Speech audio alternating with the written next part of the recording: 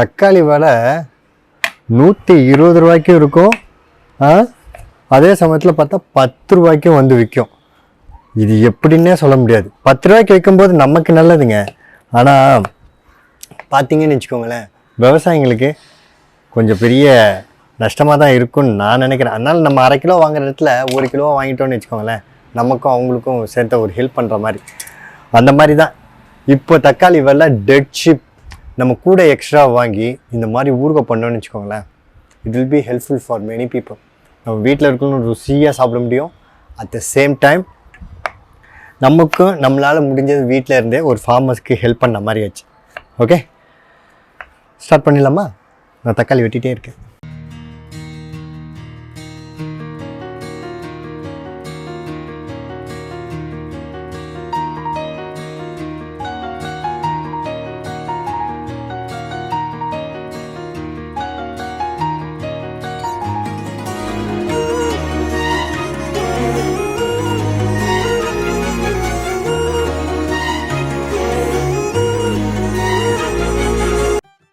என் அன்பு வணக்கம். ஸோ நான் 1 கிலோ தக்காளியை நான் ஒன்றும் பாதியமாக கட் பண்ணி போட்டிருக்கேன். அதில் நான் இந்த லெமன் சைஸுக்கும் கொஞ்சம் சின்னதாக இருக்கிற புளியை நான் சேர்த்துக்கிறேன். அதை ஏன் சேர்த்துக்கிறேன்றதை நான் சொல்கிறேன்.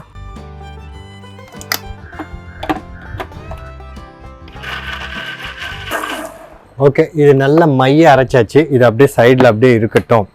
இப்போது இன்னொரு முக்கியமான ஒரு விஷயம், அது என்னன்னா, இந்த கடுகையும் இந்த வெந்தயத்தையும் நம்ம போட்டு நல்லா வறுத்து இடிச்சுக்கலாம்.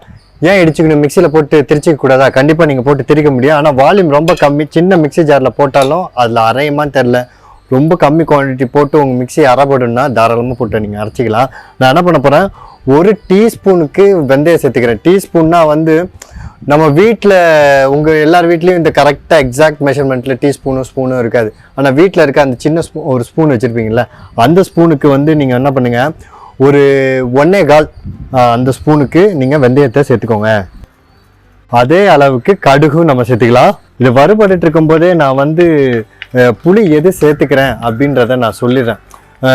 பெங்களூர் தக்காளிலாம் பார்த்தீங்கன்னா நிறைய ஜூஸி அதில் இருக்காது, புளிப்பு தன்மையும் அதில் இருக்காது. ஆனால் நாட்டு தக்காளியில் நல்ல புளிப்பு இருக்கும், நல்ல ஃப்ளஷோட நல்ல ஜூஸ் இருக்கும். அது சேர்த்து பண்ணும்போது நல்லா சூப்பராகவே இருக்கும். பட் இப்போ வர நாட்டு தக்காளி என்னென்னா, அதுவும் ஆல்மோஸ்ட் பெங்களூர் தக்காளி மாதிரி தான் இருக்குது. லைட்டாக ஷேப் மட்டும் டிஃப்ரெண்ட்டாக இருக்குது. பட் அந்தளவுக்கு ஜூஸியாக அவ்வளோ சூப்பராகலாம் இப்போ இருக்கிறது இல்லை. ஸோ புளிப்பு தன்மை அதுலேயும் கம்மியாக இருக்கிறதுனால நான் என்ன பண்ணுறேன், கொஞ்சம் புளியை சேர்த்துக்கிறேன். அப்போ தான் டேஸ்ட் ரொம்பவே நல்லாயிருக்கும். அந்த ரியல் பஞ்ச் அந்த புளிப்போடு சாப்பிடும்போது தான் நல்லாயிருக்கும். ஊறுகாய்னாலே அந்த புளிப்பு காரம் அந்த பஞ்சு தான் ரொம்ப ரொம்ப முக்கியம். ஸோ அதனால நான் அதை சேர்த்துக்கிறேன். அதை பாருங்கள், கடுகும் வெந்தயம் கடுகு நல்லா பொரிஞ்சிருச்சு, வெந்தயமும் நல்லா வறுபட்டுருச்சு. இப்போ நம்ம இதை எடுத்து திரிச்சிக்கலாம்.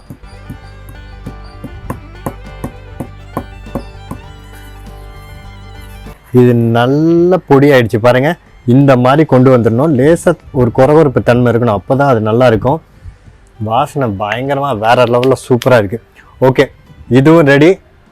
அப்புறம் ஈஸியான ஒரு விஷயம் பண்ண வேண்டியதான். அது என்னது, ஊறுகாய் ஸ்டார்ட் பண்ண வேண்டியதான். உங்கள் வீட்டில் குழிக்கரண்டி இருக்கும் இல்லையா, அந்த மீடியம் சைஸில் ரொம்ப பெருசாக குழியாக இருக்குமே, அந்த குழிக்கரண்டி இல்லை, நார்மலாக இருக்க குழிக்கரண்டி இருக்கு இல்லையா, அந்த குழிக்கரண்டிக்கு செக்கில் ஆட்டின நல்லெண்ணெய் இருக்கு இல்லையா, அது வந்து நீங்கள் ஒரு 3 குழிக்கரண்டி நீங்கள் சேர்த்துக்கோங்க. அப்போ தான் சூப்பராக இருக்கும். எனக்கு புரியுது, அதுவும் டிபிக்கல் மிடில் கிளாஸ் ஃபேமிலியில் ஆயில் இவ்வளோ ஊற்றுனாலே அப்படின்ற ஒரு ஃபீல் இருக்கும்.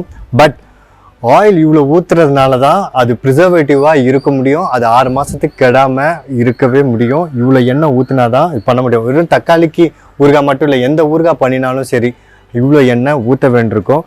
அது கடைசியில் நீங்கள் யூஸ் பண்ணும்போது பார்த்தீங்கன்னா எடுத்து அதுக்குள்ளே நீங்கள் மிக்ஸ் பண்ணி அதை தொட்டு சாப்பிடும்போது பார்த்தீங்கன்னா பர்ஃபெக்டாக இருக்கும். ஸோ அதிகமாக ஆயில் ஊற்றுறோமே, அதுக்கு ஹெல்த்துக்கு ஏதாவது இஷ்யூ வருமா அப்படின்லாம் நீங்கள் எதுவும் கவலைப்படல. நார்மல் ஊறுகாய் ப்ரிப்ரேஷனுக்கு எவ்வளோ ஒரு திட்டமான ஆயில் எவ்வளோ யூஸ் பண்ணுறோமோ அவ்வளோதான் நம்ம யூஸ் பண்ணியிருக்கோம். இப்போ நான் என்ன பண்ண போகிறேன், எண்ணெய் நல்லா காஞ்சிருச்சு. ஒரு டேபிள் ஸ்பூன் அளவுக்கு கடுகை நான் சேர்த்துக்கிறேன். இப்போ நான் கேஸை ஆஃப் பண்ணிவிட்டு நான் கடுகை சேர்த்துக்கிறேன். இந்த கடுகு வெடிக்க ஆரம்பிக்கும் போதே உங்கள் காரத்துக்கு ஏற்ப மிளகாத்தூள் சேர்த்துக்கோங்க. நான் 1 டேபிள் ஸ்பூன் சேர்த்துக்கிறேன். இப்போ அரைச்சி வச்சுருந்த தக்காளியை நம்ம சேர்த்துக்கலாம்.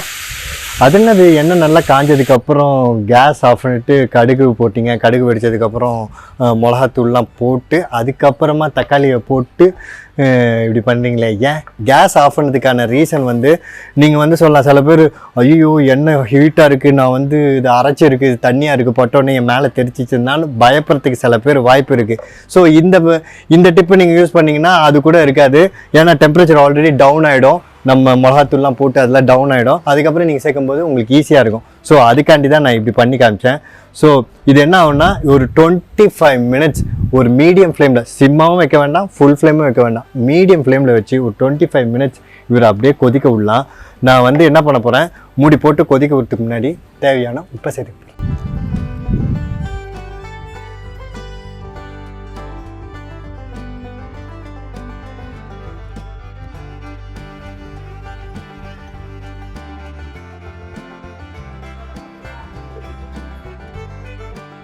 நீங்கள் நிறைய ஆயிலுன்னு நினச்சிருப்பீங்க, பார்த்தீங்கன்னா தெரியும் நிறைய ஆயிலும் இல்லை. அட் த சேம் டைம் பார்த்தீங்கன்னா திட்டமாக கரெக்டாக இருக்குது.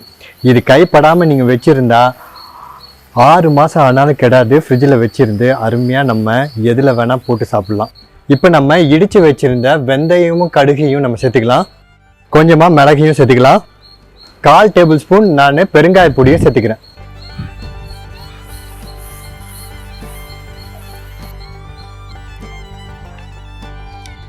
ஃபேப்லஸ், நான் ஊறும் சுவைன்னு சொல்லுவாங்கல்ல, அந்த மாதிரி நான் உமிழ்நீர் அவ்வளோ தூரம் சுரக்குது. அவ்வளோ ஃபென்டாஸ்டிக்காக ஃபேப்லஸாக இது இருக்குது.